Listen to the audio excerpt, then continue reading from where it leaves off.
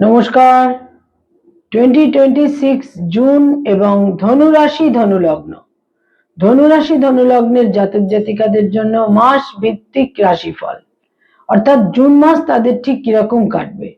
June মাসের মাস ভিত্তিক রাশিফল জ্যোতিষের পরিভাষায়, এই প্রচলিতভাবে যাকে আমরা রাশিফল বলে থাকি, জ্যোতিষের পরিভাষায় তাকে বলা হয় গোচর ফল। জুন মাসে গ্রহদের কি সঞ্চার, গোচর, ট্রানজিট ইত্যাদি সংঘটিত হচ্ছে ধনুরাশি ধনুলগ্ন সাপেক্ষে, এবং তার ফলে জুন মাসে কি থাকছে তাদের কোয়ালিটি অফ টাইম বা সময়ের গুণগত বৈশিষ্ট্য, সময় কতটা ফেভার এনে দেবে, সময় কতটা এগেনস্টে থাকছে। ধনুরাশি ধনুলগ্ন সাইন স্যাজিটেরিয়াস, ন্যাচারাল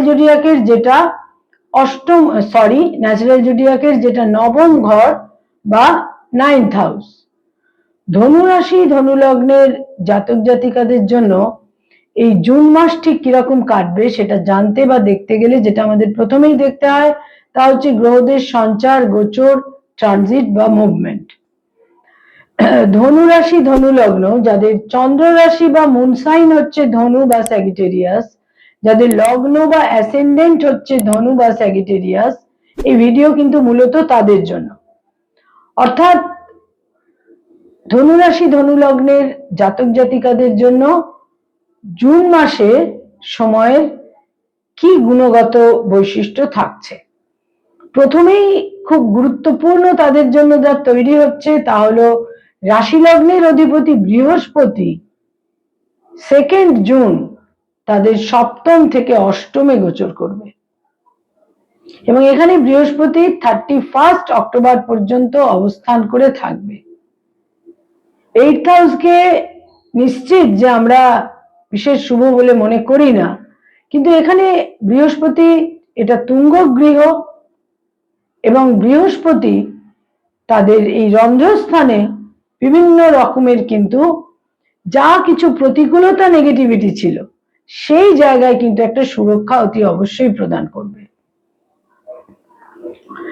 বৃহস্পতির পর যেটা আরেকটি গুরুত্বপূর্ণ দিক তাদের জন্য থাকছে তা হচ্ছে মঙ্গল। মঙ্গল তাদের যেটা পঞ্চম ঘর 5th হাউস, সেখানে মঙ্গল থাকছে 20th জুন পর্যন্ত। 20th জুন মঙ্গল চলে যাবে তাদের পঞ্চমের অধিপতি হয়ে পঞ্চম থেকে ষষ্ঠে। সুতরাং প্রথম 20টা দিন তারা মঙ্গলের বিশেষ ফেভার পেতে চলেছেন। রবি আরেকটি অত্যন্ত গুরুত্বপূর্ণ গ্রহ তাদের। রবি তাদের 6th হাউসে থাকছে প্রথম 15টা দিন, এবং 15 জুন রবি চলে আসবে তাদের সপ্তমে।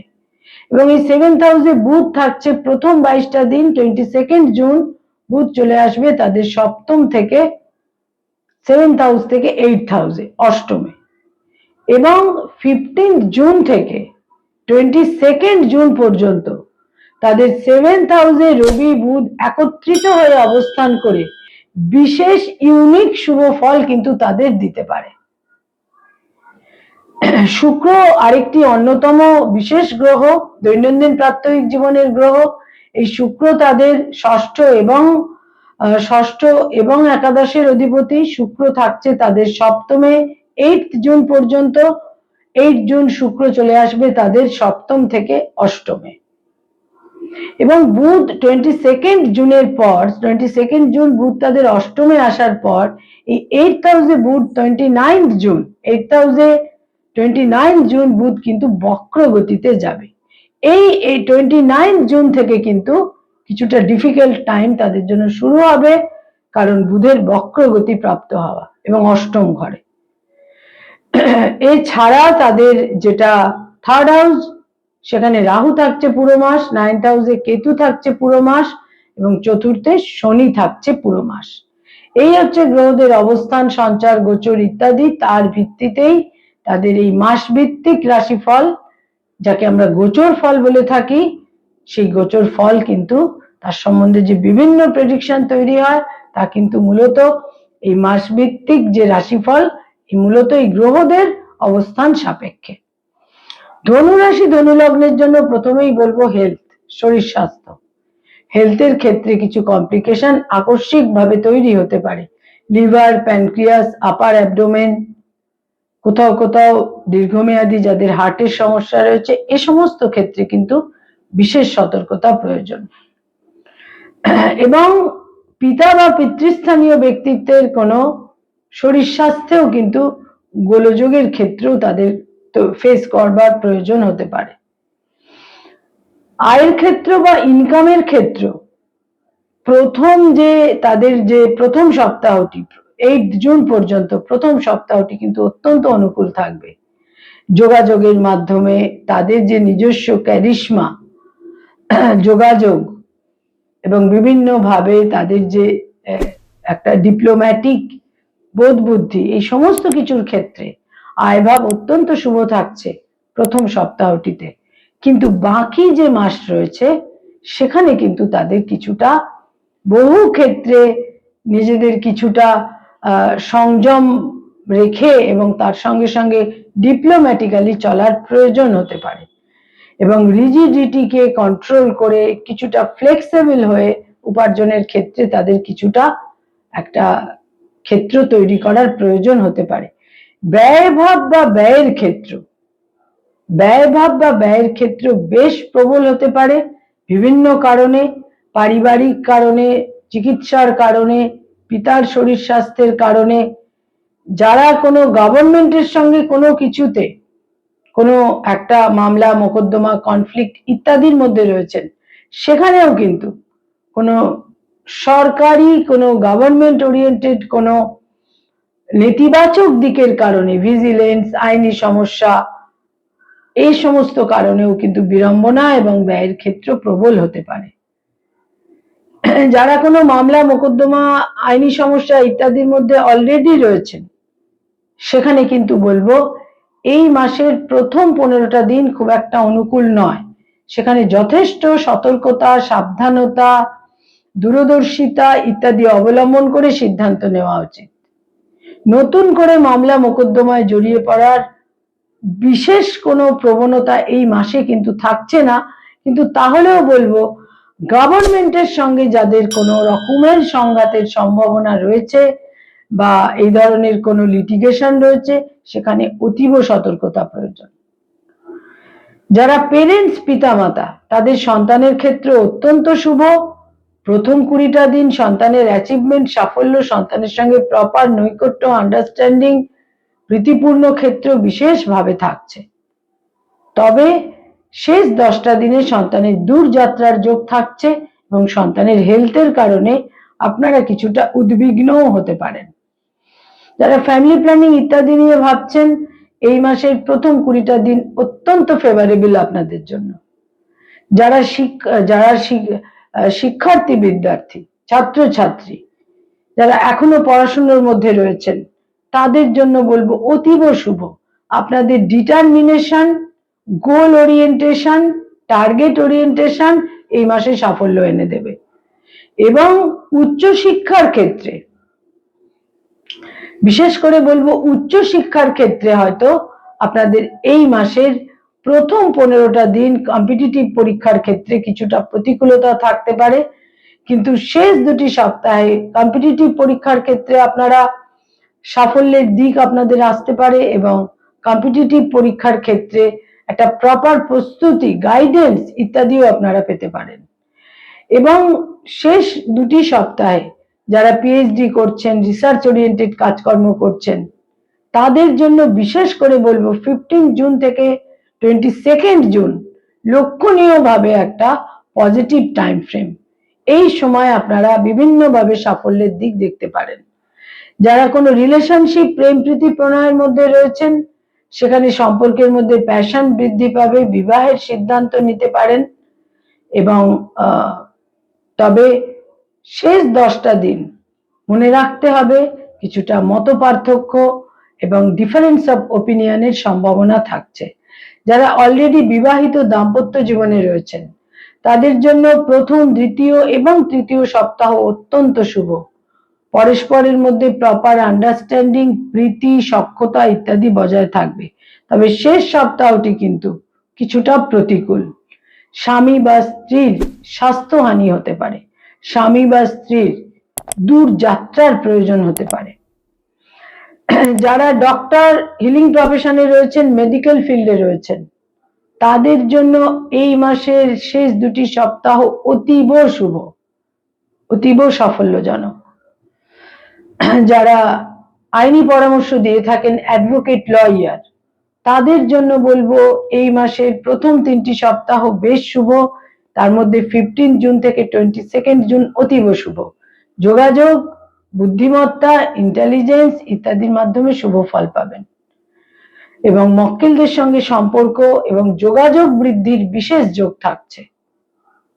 মক্কেলদের সঙ্গে সম্পর্কে উন্নতি। যারা মানি মার্কেটে রয়েছেন, যারা ইনভেস্টমেন্টের কাজ করিয়ে থাকেন এজেন্ট হিসেবে, স্টক মার্কেট, শেয়ার মার্কেট, যারা ইন্স্যুরেন্সের জগতে রয়েছেন, চার্টার্ড অ্যাকাউন্টেন্ট, যারা ফিনান্স ওরিয়েন্টেড সমস্ত কাজকর্ম করেন, কনসালটেন্সি করে থাকেন, এই সমস্ত ক্ষেত্রে কিন্তু এই মাসের প্রথম 3টি সপ্তাহ অতীব অনুকূল, শুভ ফল পাবেন।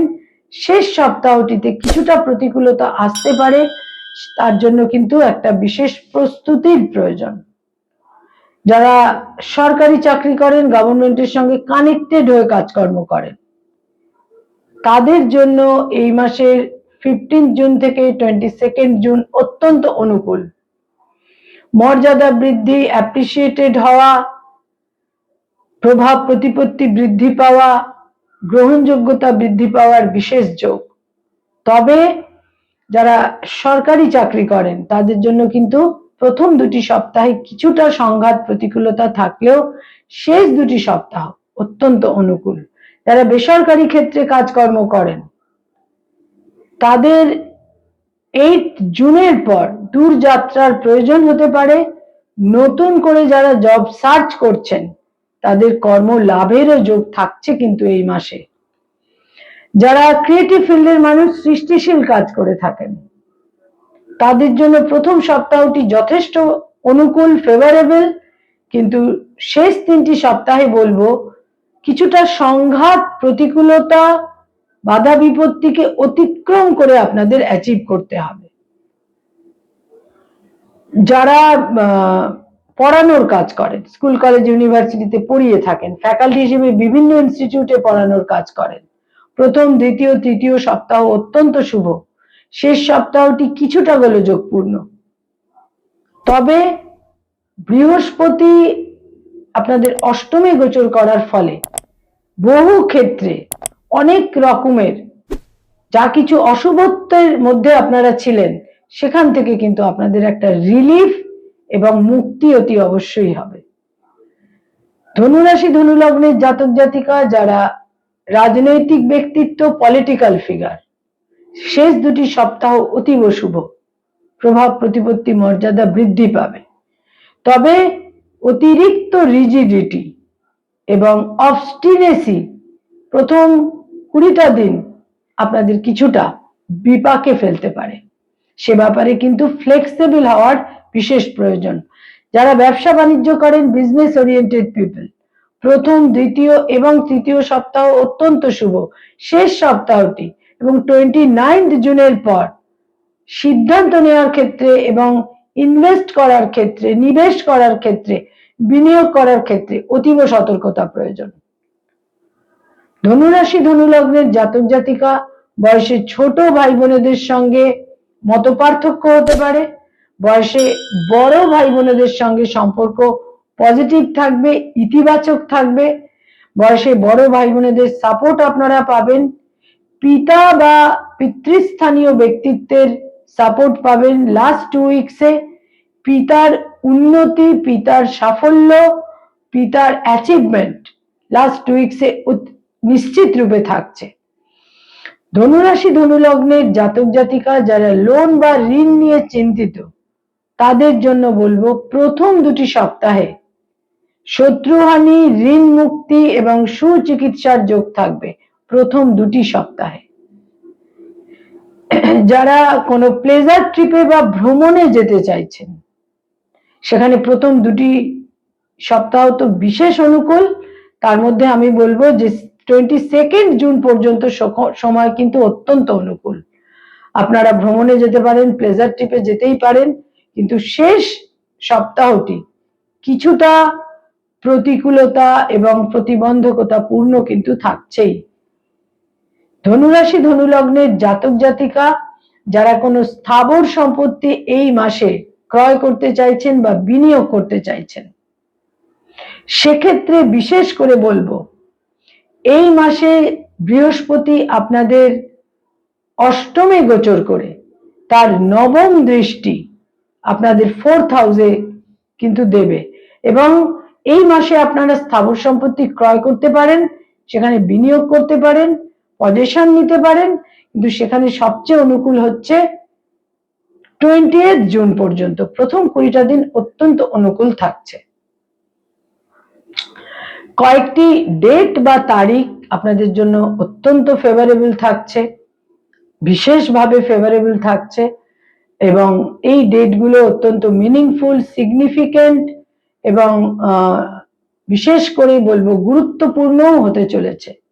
তার মধ্যে বিশেষ করে 1 তারিখ, 3 তারিখ, 8 তারিখ, 9 তারিখ, 11 তারিখ, 14 তারিখ, 17 তারিখ, 20 তারিখ, 23 তারিখ, 27 তারিখ এবং 29 তারিখ, এই ডেটগুলো অত্যন্ত ইভেন্টফুল, মিনিংফুল এবং ইম্পর্টেন্ট হতে চলেছে। কতগুলো রং, কতগুলো কালার আপনাদের জন্য এই মাসে অত্যন্ত ফেভারেবল। দৈনন্দিন প্রাত্যহিক জীবনে বিভিন্ন ব্যবহার্য জিনিসের ক্ষেত্রে ব্যবহার করুন, অত্যন্ত শুভ ফল পাবেন। হলুদ রংটিকে ব্যবহার করুন। হলুদ রংটি এই পুরো মাস ধরে আপনারা হালকা হলুদ, বিশেষ করে হালকা হলুদ, এই রংটিকে ব্যবহার করুন, বিশেষ শুভ ফল পাবেন। এবং তার সঙ্গে সঙ্গে বলবো পিঙ্ক বা গোলাপি রং, পিঙ্ক বা গোলাপি এবং হালকা হলুদ, এই দুটো রংকে আপনারা দৈনন্দিন প্রাত্যহিক জীবনে বিভিন্ন ব্যবহার্য জিনিসের ক্ষেত্রে ব্যবহার করুন, বিশেষ শুভ ফল পাবেন। কিন্তু গাঢ় নীল এবং গাঢ় বাদামি, এই দুটো রংকে পরিহার করে চলতে হবে, এবং যেটাকে আমরা ছাই ছাই রং বলি, ধূসর রং বলি বা অ্যাশ কালার বলি, এটিকেও পরিহার করে চলতে হবে, তাতেও কিন্তু অত্যন্ত শুভ ফল। ইনহেরিটেন্সের ক্ষেত্রে বহু যারা কোনো ইনহেরিটেন্স বা উত্তরাধিকার সূত্রে প্রাপ্তি নিয়ে কোনো ঝামেলার মধ্যে রয়েছেন, মত পার্থক্যর মধ্যে রয়েছেন, সেখানেও কিন্তু একটা সলিউশন, সমাধান, একটা সহমত হওয়ার ক্ষেত্র এই মাসের থেকে নিশ্চিত রূপে আপনাদের জন্য শুরু হতে চলেছে। নমস্কার।